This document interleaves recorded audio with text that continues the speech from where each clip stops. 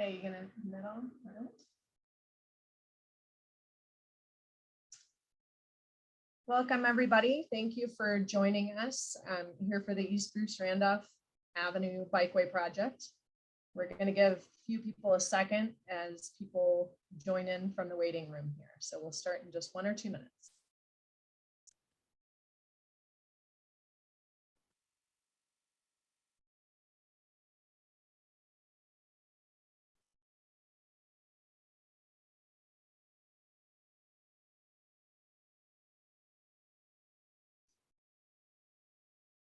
For those last few who just jumped in from the waiting room here, welcome for the East Bruce Randolph Avenue Bikeway project virtual meeting, first virtual meeting. We'll start here in just about 2 minutes.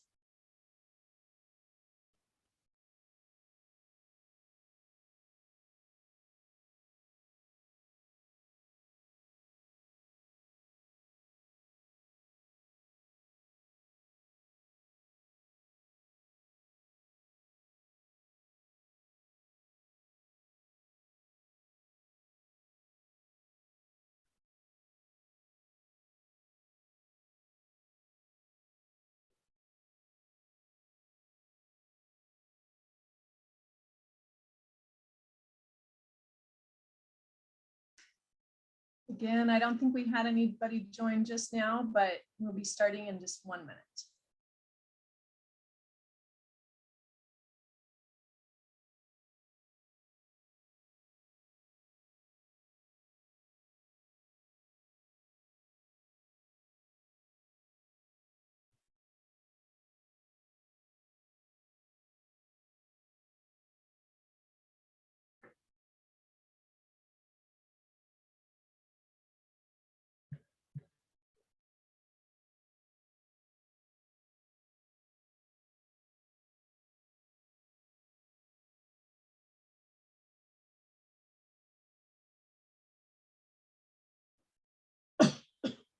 Excuse me.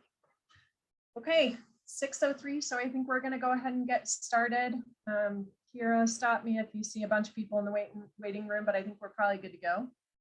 Welcome. Thank you for joining us tonight for the first public meeting for Bruce Randolph Bikeway between Colorado and Dahlia Street. I'm Alicia Zimmerman, and I'm going to give you a little bit of an intro before you meet the project team here. This, as I mentioned, this corridor that we're going to be talking about right now is East Bruce Randolph Avenue in this little box here, between, excuse me,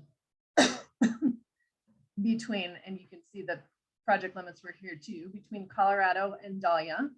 I know that there have been other projects along Bruce Randolph discussed in previous years, so we want to make sure you're familiar with the area we're looking at. Meeting overview. This is kind of the outline of what we're going to talk through. Just going through welcome and introductions, a little bit of background, city background on how this project came about, and then giving information on the corridor data that has been collected so far, and then talking about the mobility plans for the corridor.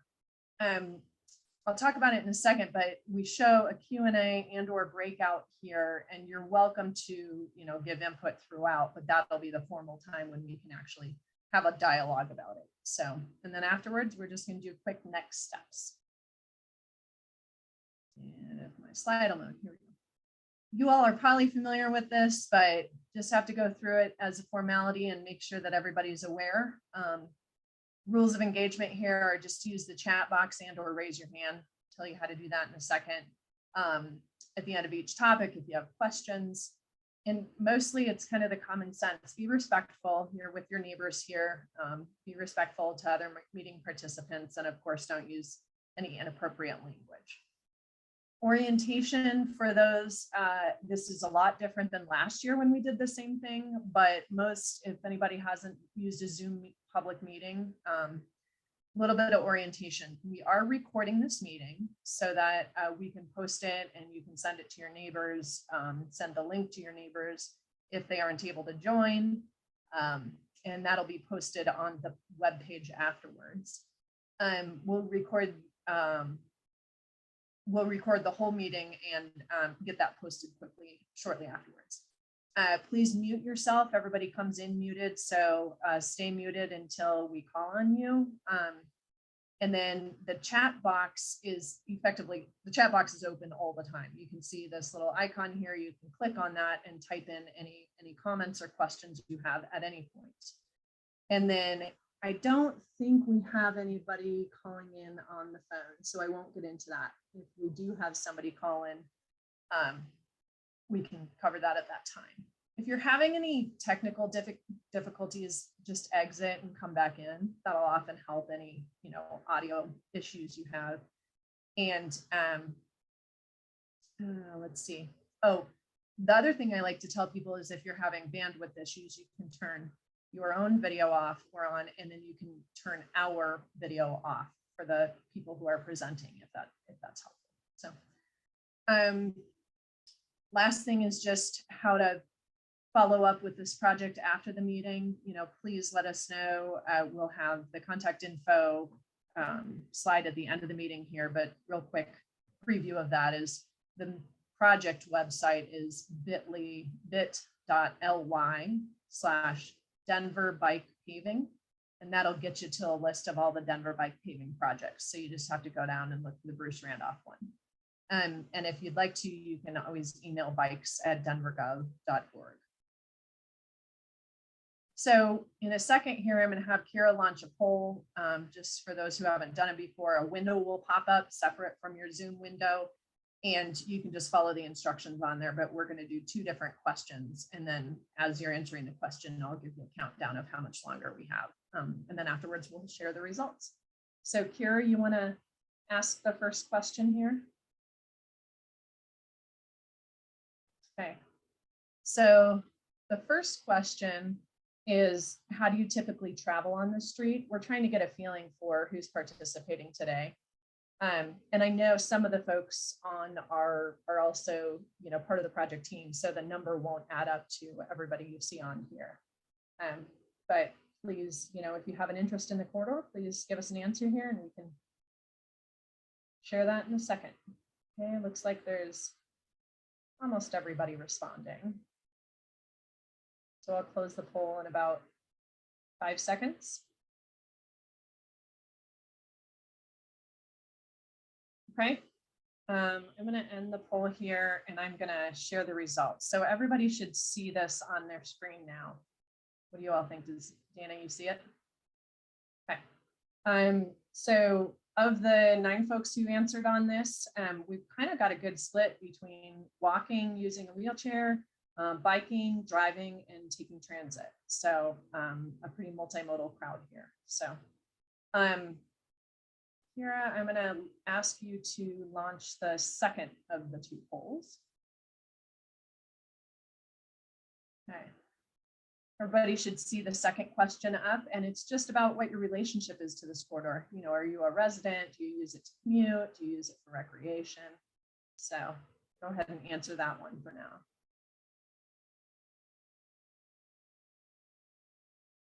This is when I always wish I had the Jeopardy theme song going in the background. All right, we've gotten most of the answers. 1 or 2 more. We have about 5 more seconds.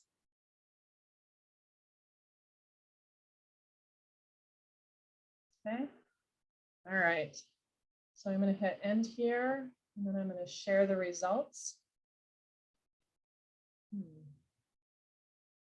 There we go. Oh, shoot. Sorry. Kira, can you share them again? There we go. Thank you. So we, again, have a pretty good split. Relationship to the corridor, people are using it for recreation quite a bit, going shopping, accessing transit, and commuting. So that's great because we're going to talk about all those different kinds of uses and how they kind of interact today. So with 9 people, I think I'm going to stop sharing here. With 9 people, I think we can have probably a pretty good conversation without worrying about breakout rooms. So I'm just going to go ahead and introduce your city team and we can get into the presentation. Again, a reminder, feel free to put any questions you have in the chat screen, excuse me, as we go along. in the chat box as we go on. Excuse me. So I'm Alicia Zimmerman. I'm your moderator today. The rest of the team here is Matt Wempe is Denver's project manager. Allison is the design lead for this project. So she's on the design side. Taylor is the planning lead. And Dana, who you might recognize from some other public meetings in the area, is the community designer. So with that, I'm going to turn it over to Dana.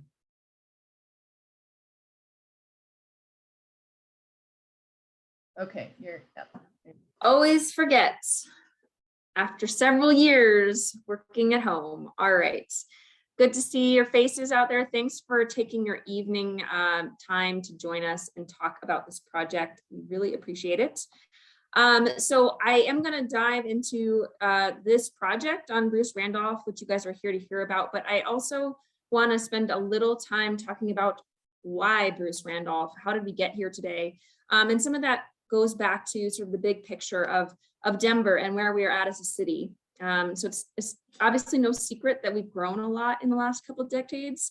And that means there's sort of new stresses and a lot of demand for our roadways. And my department, the Department of Transportation and Infrastructure, is tasked with, determining the safest and most efficient way to move people around the city. And also to do our part in keeping our people and also the planet healthy by minimizing air pollution and emissions. So because of that, and because of a vision that's been set by Denverites over the last several years, the Denver Mobility Action Plan, which is one of our guiding documents, sets pretty aggressive goals to provide sort of alternative forms of transportation to get around the city. And we saw from the poll that many of you guys use multiple forms to get around, which is great already. But one of those goals is really to provide those alternatives to single occupancy vehicle travel throughout Denver to get people where they want to go, and specifically to shift commute mode, that sort of technical term, but getting about 30% or more of people to be able to ride or to walk where they need to go. So that's one of our big goals. And then along with that, reducing emissions from transportation by 80%, and also making sure when people are doing that, they're doing it safely. So getting to fewer to no injuries or deaths across the city from traveling about. We can move to the next slide here. Thank you, Alicia. So when we are thinking about that transition, how can we move more people in different ways? We have to think about the curb to curb, where our street starts and where it ends. And smart street design is a really important tool for us in order to do that right. Because as those demands change, that means we have limited space to accommodate all those different uses. And sometimes it does require changes to what we're used to on a roadway, or trade-offs on any specific roadway to make sure that we are moving people as efficiently as possible and as safe as possible. So that's something that's always on my mind as we're doing this work. All right, so our city goals, right? They call for shifting modes, getting more people walking or biking. And the good news about that is that most Denverites are really interested in biking. When we ask them about it, most people say they would like to bike, but actually most people aren't biking today. So you can see that from a survey we did a couple years ago, 16% of Denverites are able to bike regularly to get where they want to go. And when you dig into the surveys and you ask people more, you find out that there are sort of 4 broad categories of bicyclists, or the way people think about biking. So there's that 4% of people who are super bold. They're usually wearing like Lycra and they'll bike on any road, and they're totally fearless. And those people are biking all over Denver today, and they don't need our help. They're good to go. There's another 12% of people who probably bike pretty regularly. They feel somewhat confident generally where they're going. There might be some streets that make them uncomfortable, but they're also out on the road today bicycling around. But then you get to that green bar that you see on the screen, which is roughly 60% of us today are what we call interested but concerned, right? We're interested in biking. We want to bike to get where we want to go sometimes at least, but we're pretty concerned about getting there and feeling safe and comfortable getting there. And then there's about 25% of people in Denver who are like, no way, no how, man. I don't want to bike. I don't like bikes. That's not my thing. Or I'm unable to bike. And that's totally fine as well. But when we're thinking about bicycle infrastructure, we're really focused on that green band, that 60 or 59% of people who aren't really able or willing to get out on the street today, but kind of want to. And that's where we're going to see that mode shift to achieve our goals. So we're focused on that category. So what makes a comfortable bikeway? So we're going to get into more of the details about that later. And it really depends on what type of roadway or what type of road you're on. But there's lots of different comfortable bikeways and different ways that we're going to reach that interested or concerned group.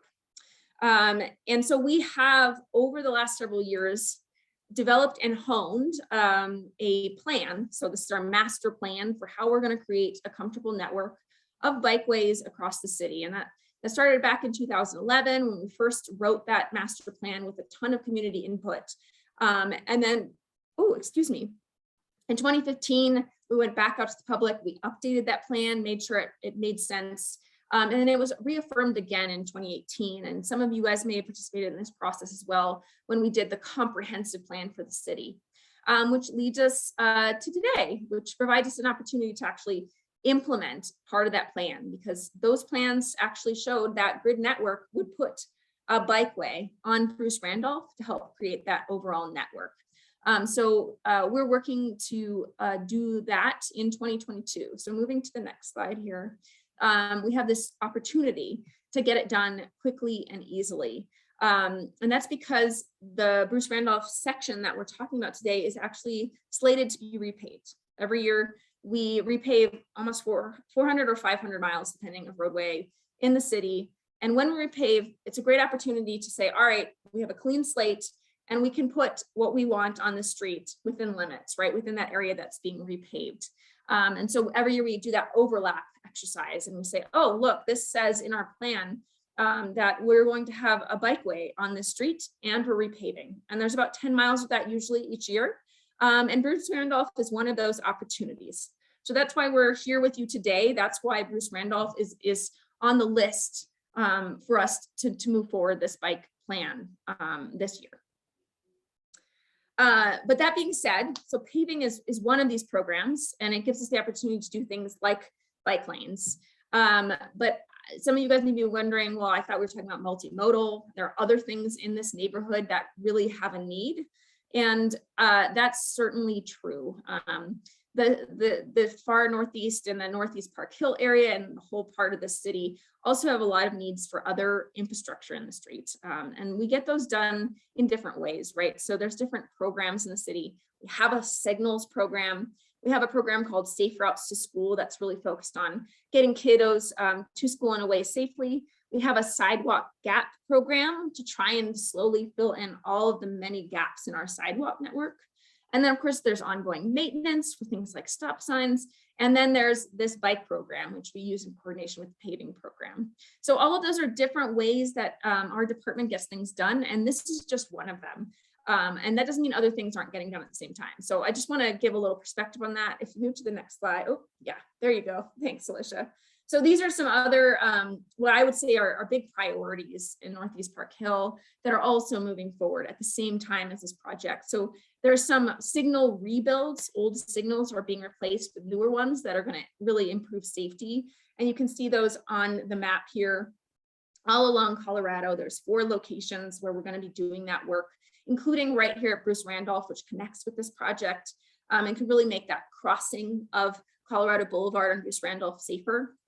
And then there's some sidewalk gap program work that's going on as well. So there are a number of gaps, certainly more than what you're seeing on the map here, but these are the ones that have been prioritized because they're near transit or near a school, right? The McAuliffe International School is right there. So we're starting there and working our way out from these high priority sidewalks and getting them in over time.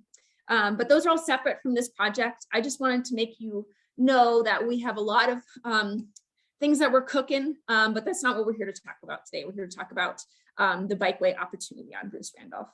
So with that, I'm actually going to turn it over to Allison to talk about the details of the project itself. Hello, I'm Allison Thienfont, and I'm the design lead for the city on this project. The Bruce Randolph Bikeway project extends from North Colorado Boulevard to North Dahlia Street. The study area is shown with a thick dashed gray lines. As you'll see in the coming slides, the recommended facility for Bruce Randolph within these limits is a buffered bike lane. This map also shows the recommended bike facilities in the surrounding areas with dashed lines, and the existing bikeway facilities are shown with solid lines. Installing the recommended facilities in the surrounding area will help build out the bikeway network for safer connectivity. Next slide. Existing conditions along the corridor today include 10-foot wide parking on both sides of the street and 12-foot wide travel lanes in each direction. There is currently no bike facility along Bruce Randolph, and it is a transit corridor for the number 34 bus. The corridor is a local road with a speed limit of 30 miles per hour with narrow sidewalks on both sides of the street. Next slide, please. We have gathered speed and data and volume data in order to help determine the ideal bikeway facility along the corridor. The average daily traffic is 3,700 vehicles per day, and the 85th percentile speed for the westbound direction is 29 miles per hour, while the 85th percentile speed for the eastbound direction is 32 miles per hour. What the 85th percentile speed means is that 15% of drivers are driving faster than these values. Next slide. We have also gathered the crash data for the corridor limits. Denver is a Vision Zero city with a goal of reaching 0 roadway fatalities, and it's worth noting that cities with higher rates of bicycling show a much lower risk of fatalities and severe crashes for all roadway users. Between 2015 and 2020, there were 16 vehicle crashes and 1 pedestrian crash along Bruce Randolph. The pedestrian crash happened between Cherry Street and Dexter Street, as shown with the orange dot on this map. Next slide, please. Another important aspect we have looked into for creating a safer environment along Bruce Randolph is how utilized the parking along the corridor is. As shown on this map, less than 15% of parking was used along the majority of the corridor, that's shown in green. When parking is underutilized, this can promote faster driving. 46 to 60% of the parking occupied on the south curb between Bel Air Street and Birch Street, as well as west of Albion, shown in blue. None of the blocks of parking were utilized more than 60%, and the portions with black lines show where parking restrictions currently exist. Next slide, please. I see the questions about the type of buffer we're talking about for this bike lane. As you can see in this, I'll get to that here in a second. But so using the information gathered, we can use the bikeway facility chart that's on the left here, and to help determine the ideal bicycle facility, which is shown as the orange dot in the chart with 85th percentile speed of 32 miles per hour and an ADT volume of 3,700 vehicles per day. So that shows us that a buffered bike lane is the preferred facility to maintain safety and comfort along the corridor. So as you'll see on the right, there's a cross section that just shows one of the options for what the facility could look like. This is where this is really showing pretty clearly like what the buffer would look like. So in order for it to qualify for a protected bike lane, I see people are asking about, using curbs and concrete. So those are more utilized if there's either higher speeds or as you see in the chart, if there's, way more volume than what we're seeing along Bruce Randolph. So unfortunately, it doesn't really qualify for necessitating, concrete protected bike lanes, and a buffered bike lane would be sufficient. So as you can see on the right, for this one of these options, this option shows parking on one side of the street, which allows us to install bike lanes on both sides of the street while maintaining travel lanes in each direction. By reducing the travel lanes to 10 feet, we're able to provide a buffer space between the bicyclists and the drivers, which not only promotes slower speeds for the drivers, but creates a safer environment for all users of the road, especially bicyclists.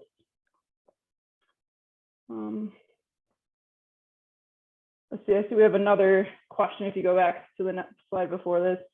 John asked, if you get rid of the door zone parking, you can have wider lanes. for the buses and protected bike lanes.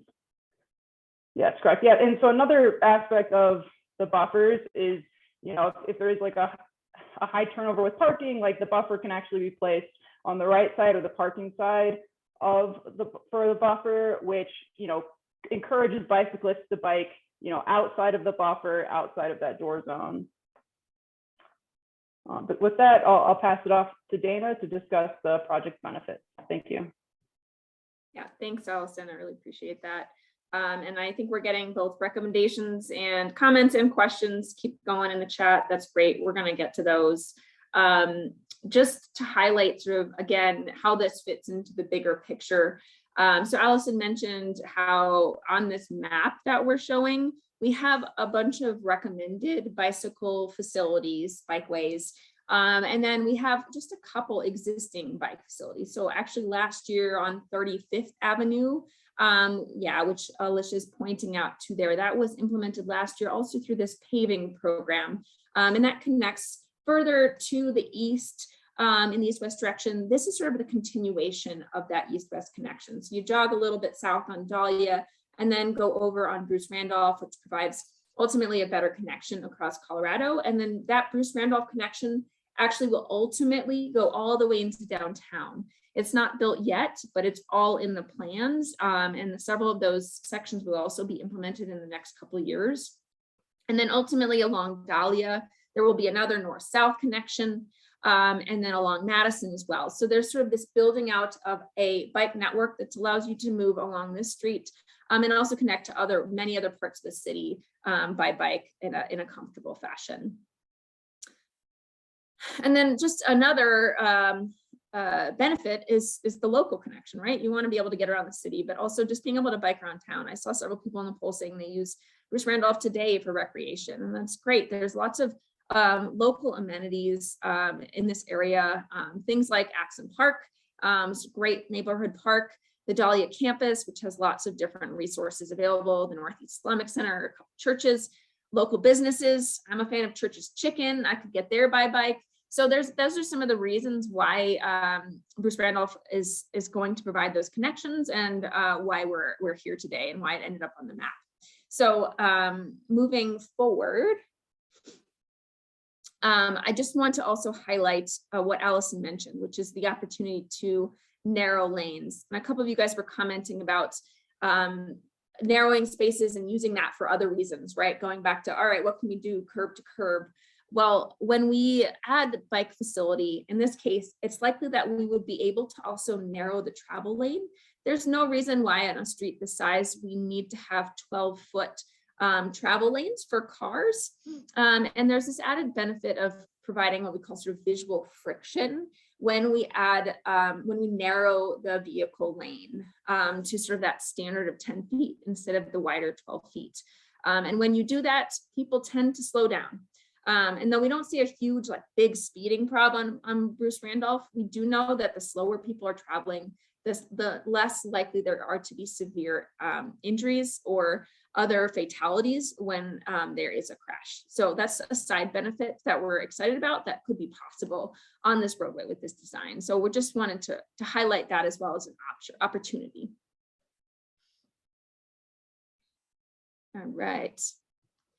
So real quick, we're going to go through the schedule before we jump into sort of talking through the project. So yeah, I highlighted this earlier, right? We have some plans that have pointed us in this direction and led to where we are today. So today we're going to really just introduce this project to you. We have some ideas about what this bike facility is going to look like, but we want to also understand how you use the corridor and what we might be missing. Based on the feedback today and the feedback we might get in between via email or whatever, there's lots of opportunities to reach us between now and May. And May will come back to you with a more final design of what this is going to look like. And then we would finish that design in late spring. And then it would be installed again in coordination with when they repave, which would be sometime this summer. We don't have an exact date, but sometime this summer through early fall. So that's sort of the big picture of where we're headed. We'll make sure to have an exact date for when that next meeting is in May following the meeting. Great, thank you, Dana. make sure I'm off mute here. Okay. So we've got some great comments and questions in the chat. And since we have a relatively small group here, I think we're just going to go through and answer some of them. And then as we get to the end of those comments and questions, if anybody needs to unmute to explain or ask further questions, we might be able to do that as well. And just for reference, the final slide we have left is kind of the next steps. So we've covered the majority of the technical content. But before we start getting into these questions, I do want to point out that this is the first of 2 meetings. As Dana pointed out, we have that upcoming meeting in May, early May, something like that.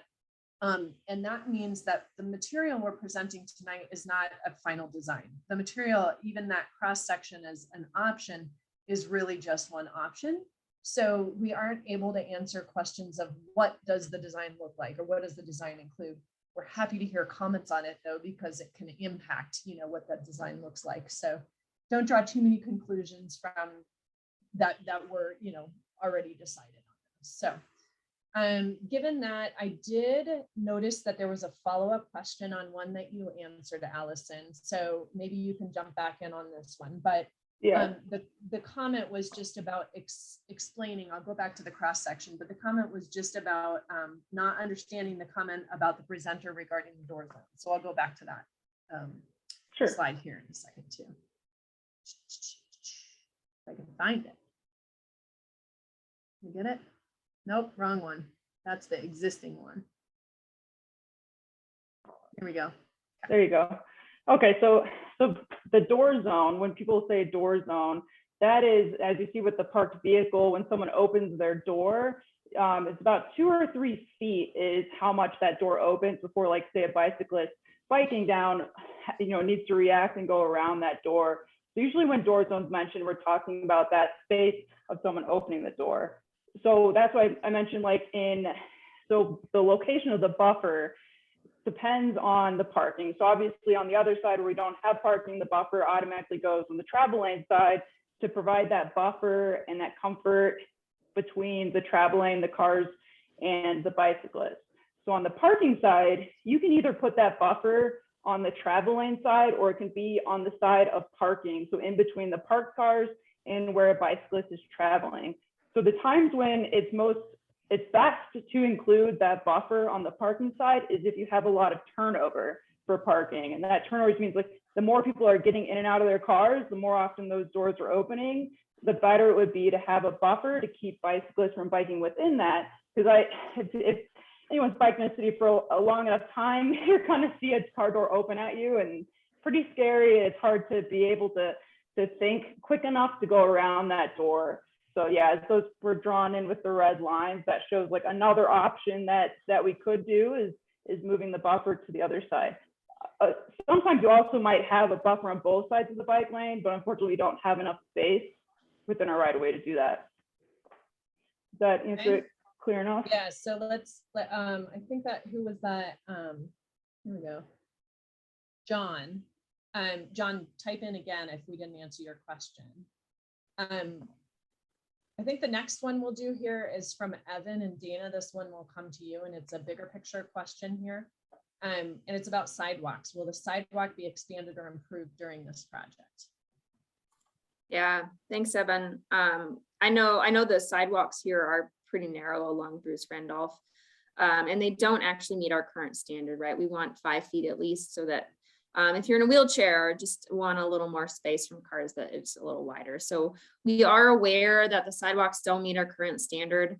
Unfortunately, with this project, since it's going to be possible to execute only because of the paving program, right? They just do the curb to curb repaving. So we're just able to use restriping to achieve the bicycle lane. And then sidewalks are another priority of the city. And at the moment, we have so much demand and so much need for sidewalks that we're actually only addressing sidewalk gaps. So that means where there's no sidewalk at all. So we're addressing those priority locations first, and then eventually we should be able to get to widening sidewalks. Sometimes there's opportunities when there's redevelopment to widen them in between, but that's where we're at the moment, is really getting at sidewalk gaps through other programs. And that's why I showed you that. So there's a couple locations where we're doing those sidewalk gaps and filling them. But unfortunately, through this project, we can't address the narrow sidewalk. It really is just where the paving's happening between the curbs. But I hear you. I hear the frustration of too narrow sidewalks. It's noted. Great, thank you, Dana. I think we can, let's see, Karen has a question, and Dana, I think this one will come to you as well. It's just talking about posted speed limit signs. And my understanding of the question is the actual posting of a speed limit sign, not changing the speed limit or something. So will there be any posted speed limit signs erected, especially on the north side? Yeah, that's a really good point for us to take a look at, right? We're in early design here, so we're looking for opportunities to have the right signage in place. The signage here is 30 miles per hour. There are a couple, I think, from driving the corridor already there, but if you think they're not clearly posted, that's a really great note for our designers to take a look at and see if we should be installing more to make it pretty clear what the existing speed limit is. And another one, Allison, that maybe you can, it's actually just a comment, but it brings up a question we get quite often about stop signs. That speeding is a concern along here, and a note that there are no stop signs through this segment. So Allison, maybe you can talk a little bit about how how the city looks at installing stop signs and when they're, able to be put in a safe manner. Yeah, Allison, can you take that one? Sure. Yeah, so we do have, there are like certain requirements and the things that we need to check to make sure it qualifies for a stop sign. Because if we just add too many stop signs along a corridor, people do tend to not follow them. So we do have, specific requirements that we follow for that. Great. And I think studies have generally shown that if a stop sign isn't warranted, is the technical term, that there can actually create safety concerns there that are unintended too. But another one for you, Allison, two related ones. I'll give them to you right now and you can answer one at a time. Van mentions, is the buffer type decided yet? And maybe you can kind of go back over, I'll go back to that slide too, about the buffer, vertical, horizontal, and what kind of options the city usually looks at. So sure.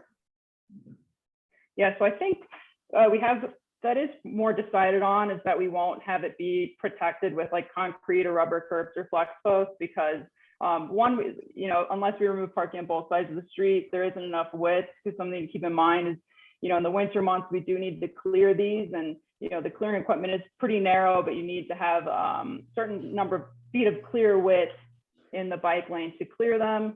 But the bottom line is, with the ADT being under 4K and, the speeds, speed limit is 30 miles per hour. We're pretty squarely in the buffered bike lane. Is going to be a huge benefit here. And then the other one that I said I was going to mention, but I forgot, was, now Alan does ask the question about potentially reducing the speed limit to 25 miles an hour. So I don't know, Dana or Allison, either of you can take that one just to talk about how it's looking here. Do you want to take that one, Dana? Sure, I can take a shot at that. So typically the speed limit is decided by sort of the larger network. So this is sort of like a neighborhood connector street. And that's why it's 30 instead of the more local street of 25. We do occasionally change speed limits, but usually there has to be a very specific study justifying why we're reducing the speed on a street. Because this carries sort of a bus along it, and we aren't seeing a ton of speeding or crashes necessarily, it's unlikely that we would change the speed limit, but I appreciate that comment. It sounds like that would be something that you would like to see. It's unlikely, but we can look into it. Okay. Okay. So, and there certainly, keep the comments coming too, because we do log, even if it's not a question, if you have a comment, pro, con, anything like that, we log all those too, to make sure that we're seeing the general trends that we hear from the public on a specific corridor. John asks, and this will be Allison, this will be you again. John asks, how wide are the bike lane plows? And why not ditch the parking so that the bike plows can fit in the widened lanes? It's the plows themselves are 7 feet wide. So that's, that's the width, the minimum clear width you need between the curb and any, protection element like a rubber curb or flex post. And then about like removing parking on both sides, I think, like we said, this is only one option. That could be an option. We're still, doing studies, but something to keep in mind as well is, if there's a need for parking and we can't accommodate, we do prefer to, because unfortunately people will still park in a bike lane, even if it's no parking zone. So we want to make sure we have a place for everybody on the road. And Allison, while we're here, since people are talking about somebody else mentioned the plunger style, which is one version of what we would call a protected bike lane. We call those flex posts. Stout Street was mentioned. I know that's a protected bike lane for about 3/4 of it. So given a lot of people are still talking about a striped buffer versus a vertical protection, maybe you can also talk about the allocation of resources for maintenance that changes from protected bike lane to buffered bike lane as well. Yeah, I think, one of the issues with protected bike lanes is the need for maintenance and snow clearing. And, there are, as we expand the network, we hope to expand the amount of like bicycle snow plows that we do have. But, until we have those resources, we do want to stick to, only putting protected bike lanes where they're truly needed. And we do have a lot of, streets in Denver that don't have any protection on the bike lanes, and they have, over 7,000 vehicles per day, and have a lot of people speeding more. So it's more about like being equitable of like, technically we could protect every road in Denver and have protected bike lanes everywhere, but it's just not feasible with needing to spread the funding out and be equitable through all the neighborhoods and making sure, does it qualify? Is it truly necessary? If in the future Bruce Randolph gets a lot more traffic and we are seeing issues with people parking in the bike lanes, then that could be a reason that maybe in the future we would want to protect it. But we want to start off, not spending all the money, not like wasting resources, and try to spread it out throughout the city. And I've got one more for you, Allison, and then we'll have one for you, Dana. But Vanna also asks about whether repaving includes drainage, excuse me. And actually, Matt, we haven't asked you a question yet, and you're the one that's going to be implementing this. So maybe this one's a better one for Matt. The question really basically is, does repaving not include drainage work? Then the south side of the stretch of Bruce Randolph is covered in ice and water for days after each snow. And I actually did, when I was putting out the yard signs, I don't know if anybody saw those, noticed this along especially the park stretch of sidewalk. So Matt, you want to talk about what the paving includes? Sure. So I think that's a challenge on a lot of our east-west streets, is having that on the south side of the street, making sure that our bike facilities are clear.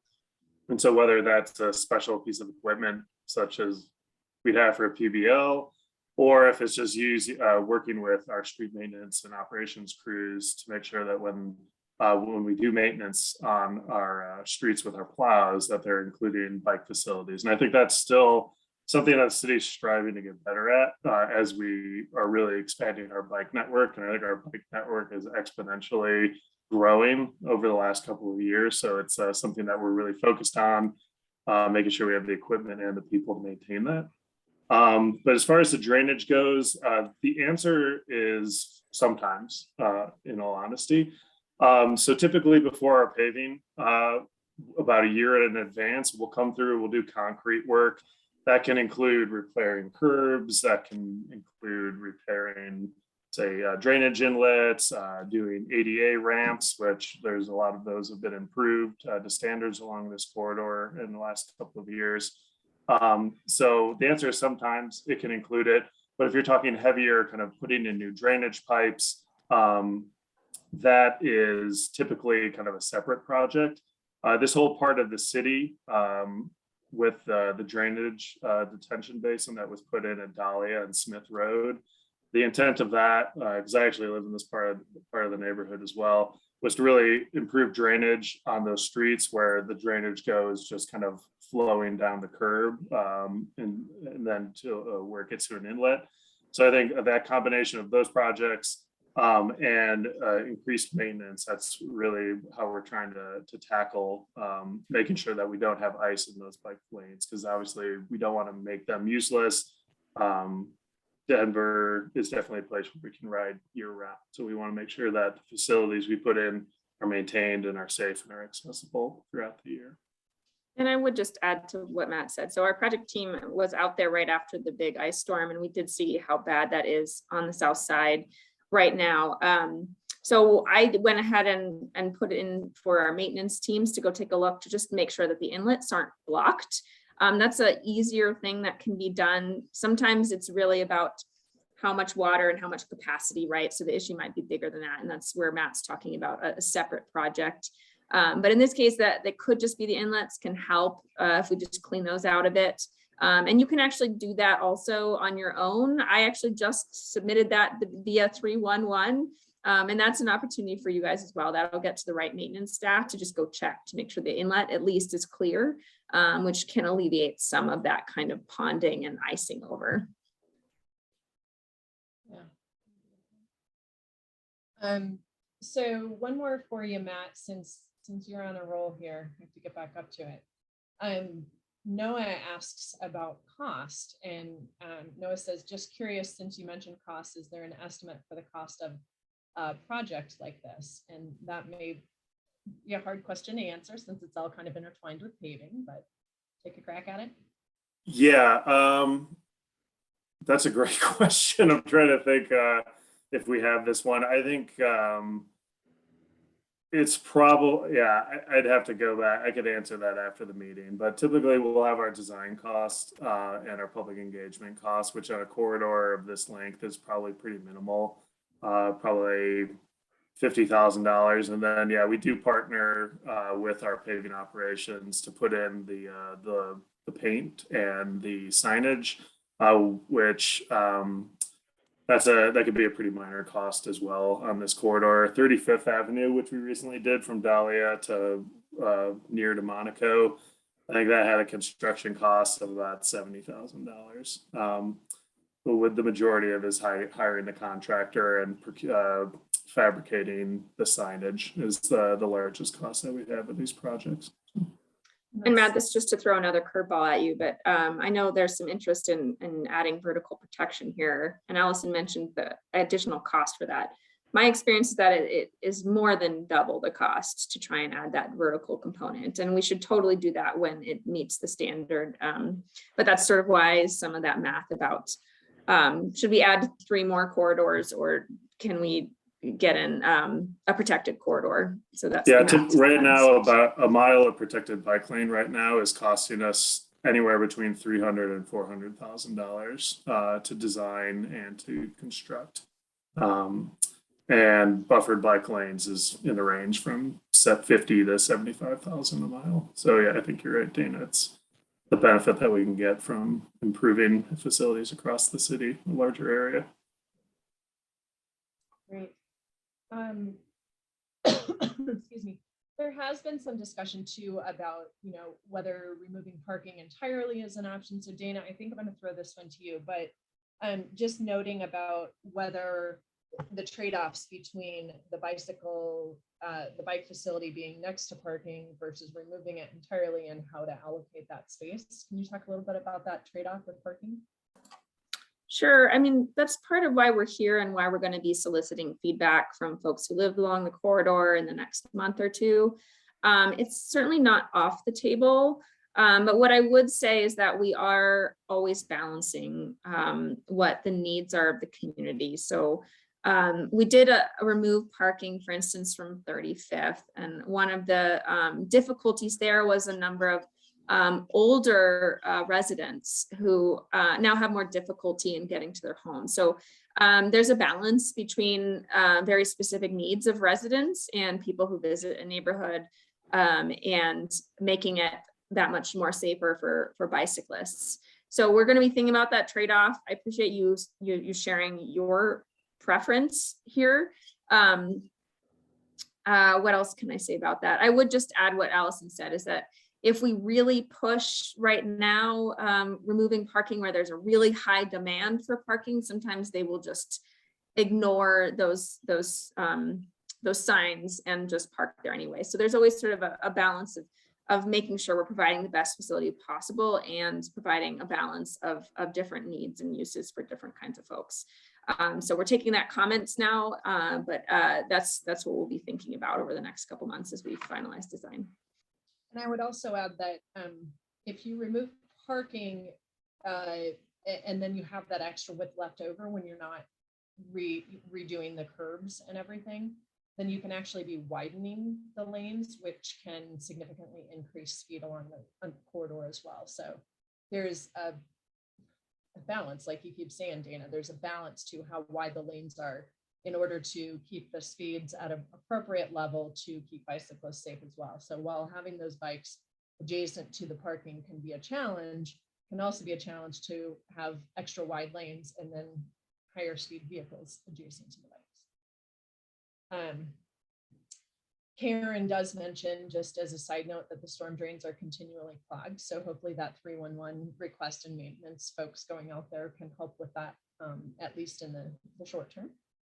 And then Van, I just realized this was a build on what Karen had said. Van also mentions that people are walking in the center of the street because that drainage, as I think we all saw, goes across the sidewalk as well. So hopefully the drainage, if it is an easier fix, can help improve pedestrian safety as well. So, all right, let's see. And I did note that John mentioned something about the warrants when we were talking about the stop signs, and I'm just going to add that the city does go beyond just kind of looking at a book for where stop signs are warranted.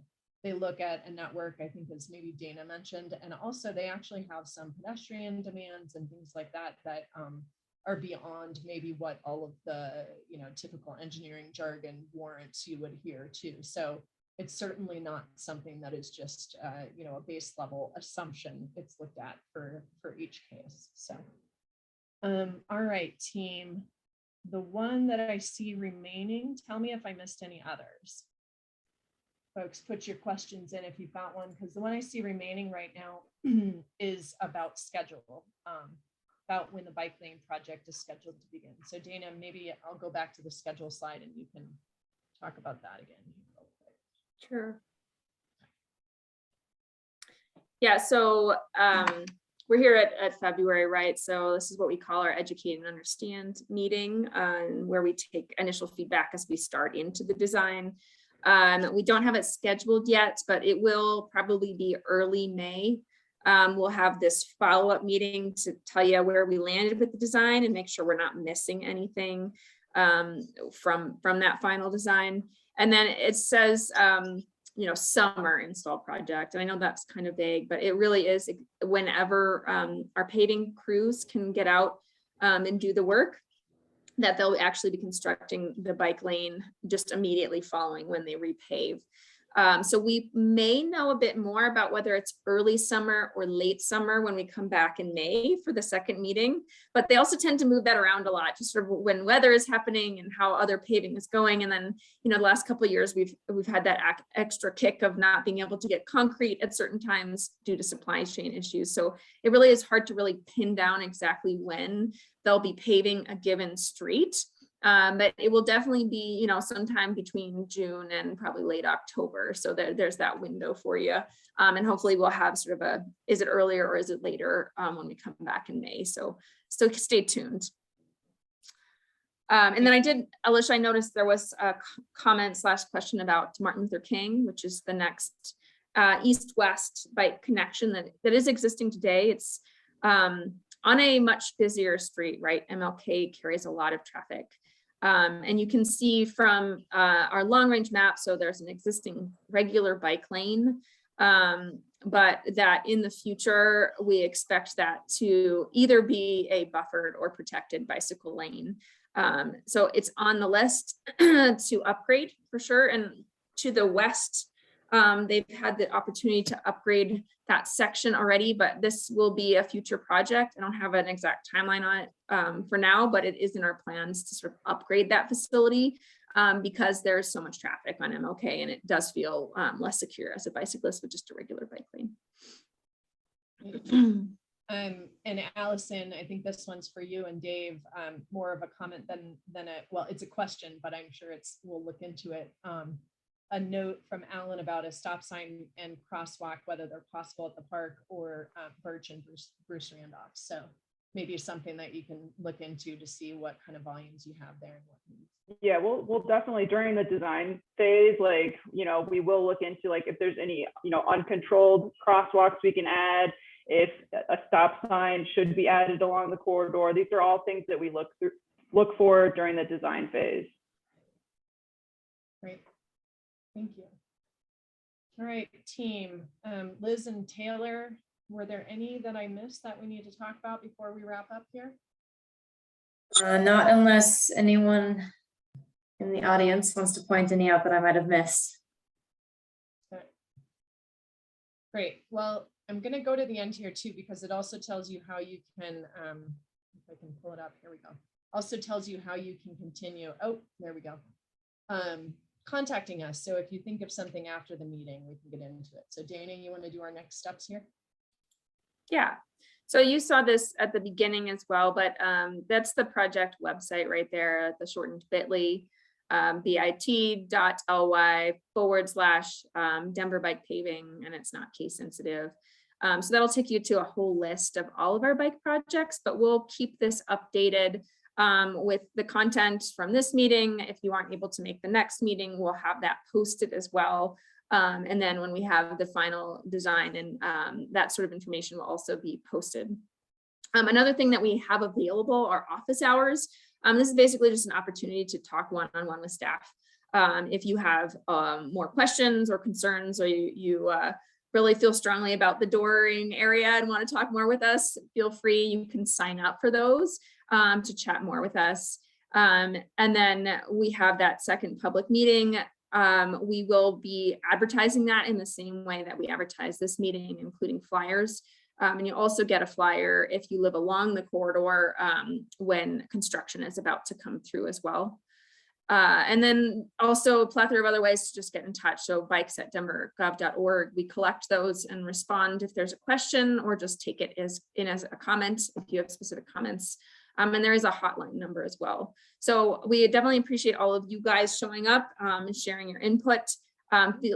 Please do let others know who are interested in this corridor and the bike network to reach out to us if they have questions and to come to the next meeting. That's always really helpful for us when you spread the word.